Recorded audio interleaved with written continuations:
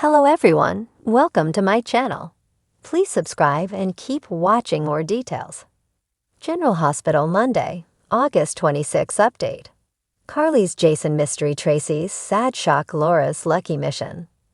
General Hospital, GH, spoilers update for Monday, August 26, reveals that Lucky Spencer, Jonathan Jackson, will be cooperative in captivity.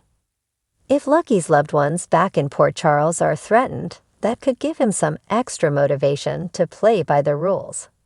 At GH, Laura Collins, Jenny Francis, will rant about something Lulu Spencer's, last played by M. Rylan, doctors missed at her previous facility. It'll leave Laura wondering how this happened, so she'll lash out and push Portia Robinson, Brooke Care, for answers. Since Lulu has serious liver problems, Laura may feel like they should have figured this out sooner and let her know what was going on before the situation got so dangerous. Later, Laura will kick off a determined mission, so she may vow to find Lucky and could perhaps reach out to an ally or two for help. At the Quartermain mansion, Harrison Chase, Josh Swickard, will bring Brooke Lynn Quartermain, Amanda Seton, and Tracy Quartermain, Jane Elliott, in the loop on some troubling news. Will that involve updates on Lulu's declining health or a setback for Hamilton Finn, Michael Easton, in rehab instead? Either way, Brooklyn will get emotional during this conversation with Chase, and Tracy will find herself feeling rattled once she hears what Chase has to say. Over with Anna Devane, Finola Hughes, she'll meet with Robert Scorpio, Tristan Rogers, for a discussion about locating Valentin Cassadine, James Patrick Stewart. If they want to have any hope of tracking Valentin down, Anna will think they have to be sneaky about it. If Jack Brennan, Charles Mazur, catches on, he could warn Valentin and lead to him disappearing all over again. That's why Anna will stress the importance of leaving Brennan in the dark. Meanwhile, Brennan will alarm Carly Spencer, Laura Wright, when he has a couple of WSB agents escort her to his office. Carly will wonder what this is all about, so Brennan will admit he's using her just before Jason Morgan, Steve Burton, appears in the doorway. It seems Carly will serve as the bait to make sure Jason shows up for this meeting. It won't be long until Carly is dismissed so that Brennan and Jason can talk privately. Of course, Carly won't be able to rest until she knows what's going on, so it looks like she'll grill Anna about why Brennan is trying to make Jason his pawn. Back with Brennan, he'll suggest he has something in common with Jason. Brennan may contend that they both care about Carly and swear that he means her no harm. However, Brennan will have a proposition for Jason to consider and will ultimately convince Jason to at least hear his pitch. General Hospital spoilers say Jason obviously won't trust Brennan, but could get roped into an alliance with him anyway. Our GH predictions hint that Brennan is the kind of guy who always has a few tricks up his sleeve, so Jason will need to be careful. The sun had barely begun to rise over Port Charles, casting a golden hue across the quiet streets. Yet inside Carly Spencer's penthouse, there was anything but calm. The weight of an unspoken mystery gnawed at her, leaving her restless and pacing the hardwood floors.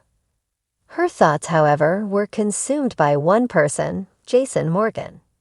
Jason had been gone for weeks, and despite all the reassurances she'd received, Carly knew something was off. It wasn't just his absence, it was the silence that surrounded it. No phone calls, no messages, no trace of the man she trusted more than anyone in the world. And now there was this gnawing feeling in her gut, something that told her this wasn't just a routine mission. Something had happened, something that no one was telling her. Her instincts screamed at her to dig deeper, to uncover what everyone else seemed to be hiding. But where to start? Sam was too preoccupied with her own troubles, and Spinelli had been unusually evasive. Carly couldn't shake the sense that something was terribly wrong, and if she didn't act soon, she might lose Jason forever. Meanwhile, across town at the Quartermain mansion, Tracy Quartermain was nursing a different kind of pain. She had just returned from a trip to Amsterdam, where she had been trying to escape the suffocating atmosphere of Port Charles. But the moment she stepped into the family home, she knew that peace would be short-lived. As she wandered through the grand halls of the mansion, Tracy couldn't shake the memories of a happier time, a time when the Quartermain name meant something more than just old money and scandal.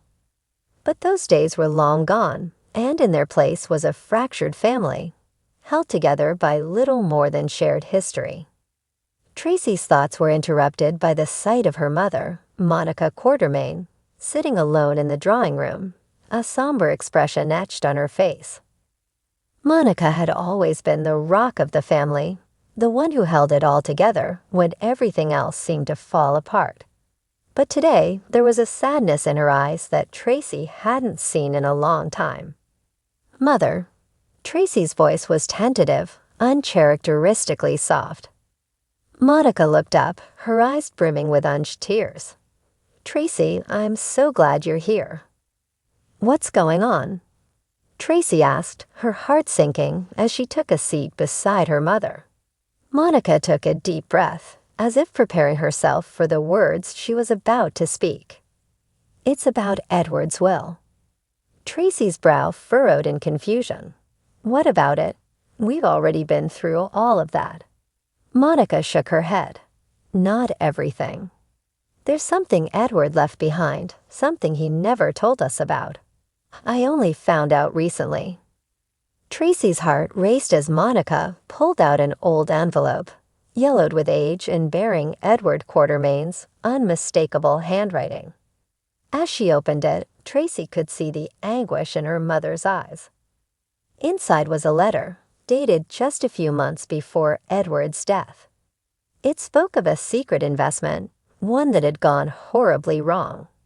Edward had trusted the wrong people, and now the Quartermain fortune was at risk. But that wasn't the worst of it. The letter also revealed that Edward had kept this secret from his family, not wanting to burden them with the fallout of his mistake. Tracy's hands trembled as she read the words, the weight of her father's actions crashing down on her. This wasn't just about money. It was about the legacy of the Quartermain family. The secret that Edward had kept was now threatening to destroy everything they had worked for. "I can't believe he would do this," Tracy whispered, her voice thick with emotion. Monica placed a hand on her daughter's shoulder, her eyes filled with regret. "He thought he was protecting us, but in the end, he only made things worse."